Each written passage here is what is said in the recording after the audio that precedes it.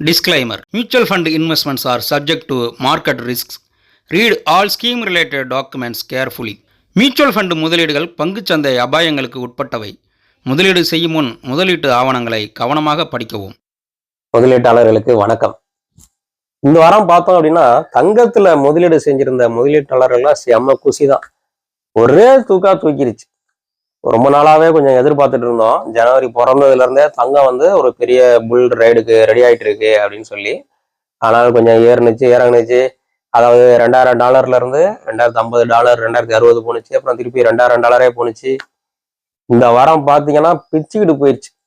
இப்ப எவ்வளவு க்ளோஸ் ஆயிருக்கு அப்படின்னா $2186 க்ளோஸ் ஆயிருக்கு.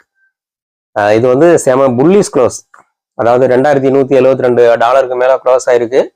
அடுத்து நான் $2220 தொடறேன் பார் அப்படிங்கிற மாதிரிதான் நிக்குது. ஏன் இப்படி தங்க விலை ஏறுது, என்ன காரணம் அப்படின்னா ஏற்கனவே உங்களுக்கு எல்லாம் தெரிஞ்சிருக்கும். அமெரிக்காவில ஃபெடரல் ரிசர்வ் இந்த வருஷம் வட்டியை குறைக்க போறதா சொல்லியிருக்காங்க.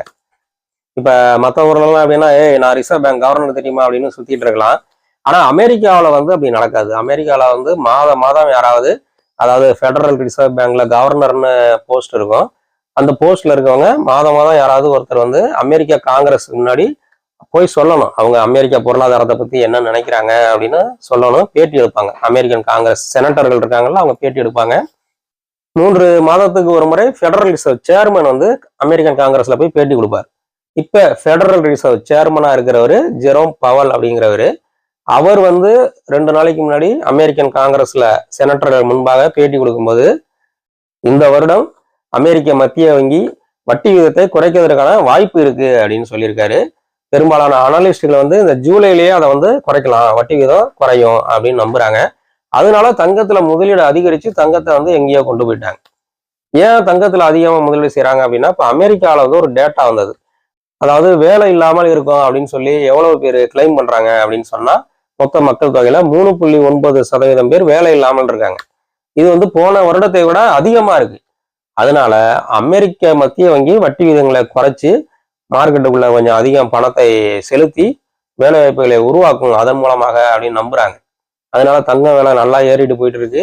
இது இன்னும் 1 மாதம் 2 மாதத்துக்கு தொடரலாம். முதலீட்டாளர்கள்லாம் ரொம்ப சந்தோஷமா இருக்காங்க. அப்புறம் உலக மார்க்கெட்ல முக்கியமா டவ் ஜோன்ஸ் 38,772 புள்ளிகள்ல க்ளோஸ் ஆயிருக்கு. இந்தியாவில் இந்த வாரம் பாத்தீங்கன்னா மார்க்கெட் நல்லா இருந்துச்சு. எல்லாமே அப்ல தான் இருந்துச்சு. அதாவது நிஃப்டி 2.32% ஏறி இருக்கு. சென்செக்ஸ் 2.23% ஏறி இருக்கு. 2 இண்டெக்ஸ்களுமே 2% மேல ஏறி இருக்கு. நிஃப்டி 50 22,493 புள்ளிகள்ல முடிவடைஞ்சிருக்கு. சென்செக்ஸ் 74,119 புள்ளிகள்ல முடிவடைஞ்சிருக்கு. அப்புறம் இந்த வாரம் முக்கியமான நியூஸ் ஒன்று வந்துச்சு. என்னன்னா, டாடா மோட்டார்ஸை 2 குழுமங்களாக பிரிக்க போறதா டாடா மோட்டார் நிர்வாகம் அறிவிச்சிருக்காங்க. எலக்ட்ரிக்கல். அதன் காரணமாகவும் டாடா மோட்டார் ஷேர்லாம் நல்லா ஏறினுச்சு. அது மட்டும் இல்ல, டாடா குரூப்ல டாடா சன்ஸ் ஐபிஓ வரப்போறதா பேச்சு அடிபடுது. அதனால பாத்தீங்கன்னா எல்லா டாடா குரூப் ஷேரும் பயங்கரமா ஏறினுச்சு. இந்த வாரம் விலை ஏறினுச்சு.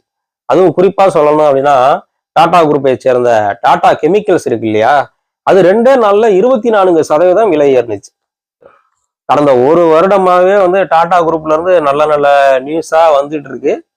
அப்புறம் உலக செய்திகள்ல முக்கியமான செய்தி என்னன்னு பார்த்தோம் அப்படின்னா, வரப்போற நவம்பர் எலெக்ஷன்ல, நவம்பர்ல எலெக்ஷன் அமெரிக்கால நடக்க போற அந்த அதிபர் தேர்தல்ல ஜோ பைடன் அவர்களும் டொனால்டு ட்ரம்ப் அவர்களும் நேருக்கு நேராக மோத போறது 100% உறுதியாயிருச்சு. அவங்க 2 பேருக்கு இடையில தான் அதிபர் தேர்தல் போட்டி நடக்க போகுது. அப்புறம் பிட்காயின் முதலாக $70,000 தொட்டிருக்கு. டெக்சாஸ் குரூட் ஆயில் $77.85 முடிவடைஞ்சிருக்கு. பிரெண்ட் குரூட் ஆயில் $82.05 முடிவடைஞ்சிருக்கு. இந்தியாவில் பார்த்தோம் அப்படின்னா, அரசு வங்கிகளில் பணிபுரியும் ஊழியர்களுக்கு சம்பள உயர்வு அறிவிச்சிருக்காங்க. 17% வரைக்கும் சம்பள உயர்வு கொடுத்திருக்காங்க.